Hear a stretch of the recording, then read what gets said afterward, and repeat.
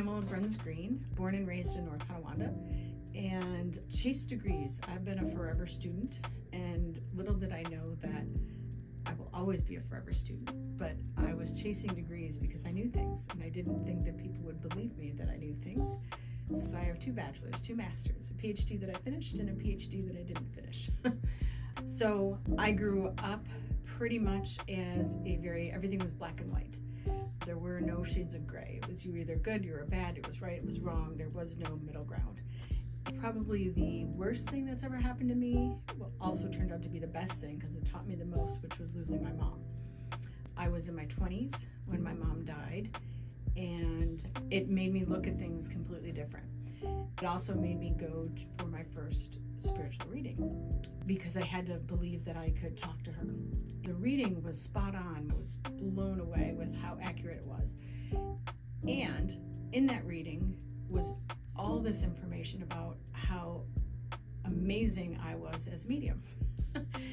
So I was like, well, how can all this information be right, but this information be not right? Because I didn't necessarily at the time even believe in mediums, let alone that I was one, which started me down my journey of looking into the spiritual. I found a class in Lilydale. I read the summary that just said it was about getting in touch with your gut instinct, which at the time I was building my businesses and thought, oh, well, who couldn't use getting in touch with their gut instinct?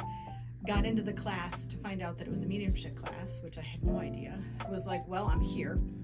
And the one thing that I'm good at is being a good student. So I will do what they tell me. And I tried it, and I was shockingly good. Scared myself quite a bit. Had no idea. And in that, realized that my whole life had been guided by spirit. Things that had happened in my life, things that I just knew. I was a business consultant for years, and I used to have this fear of being a fraud, because the more I prepared, the worse I was. If I just showed up to a meeting and answered questions, they were always spot on, and they were always direct. They were always exactly what needed to be said, and I had no idea that it was coming from spirit. So that's kind of how my mediumship started. In doing that, and as I started learning about all the different things, I mean, I would get into these classes and they would talk about a chakra, and I had no idea what a chakra was. I was surrounded by these people that had been doing this their whole life, and I was blown away with what I didn't know. And in the beginning, kind of afraid to ask. I started frequenting different spiritual stores, of which there weren't many at the time at all.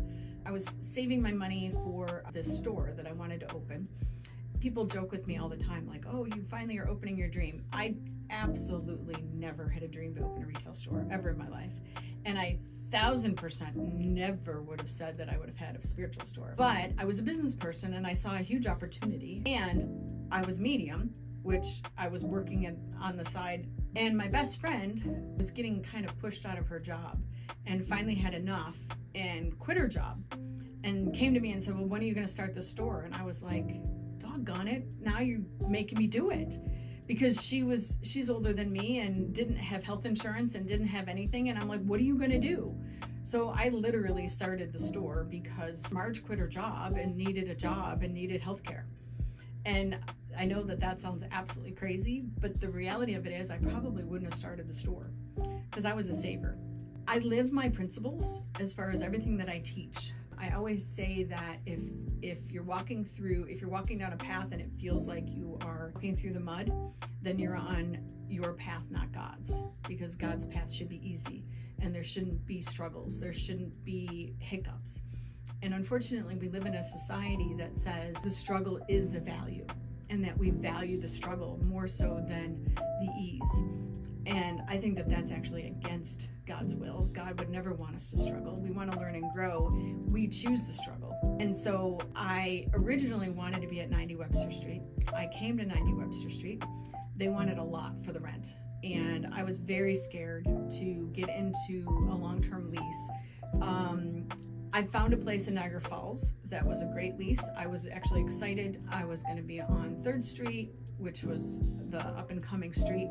Unfortunately, 15 years later, it's still an up and coming street. Everything was going incredibly smooth. So we bought the merchandise, we bought the POS, we bought everything that we needed, and we started remodeling the space. We had the entire store set up. Literally, displays were set up. Everything was ready to open. And I found out that the landlord did not have a certificate of occupancy.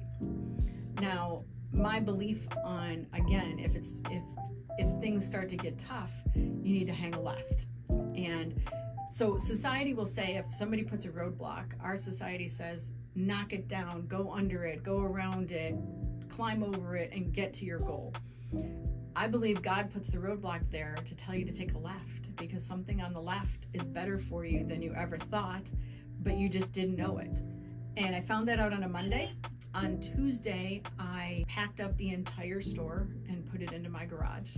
So by Tuesday, we rented a U-Haul, we packed up the entire store and put it into my garage.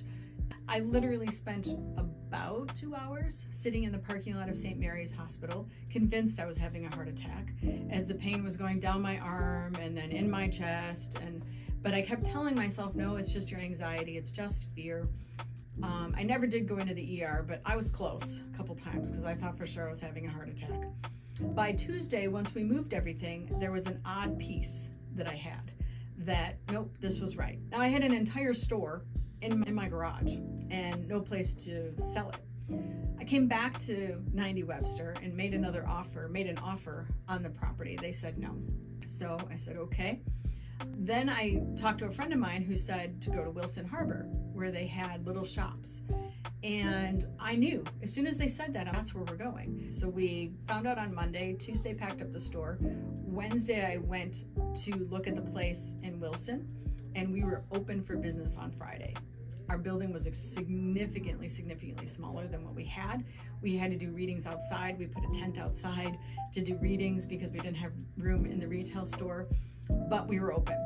And so we stayed there for the summer. It was a lot of fun. Marge and my dad were our employees, if you will, and we were off and running.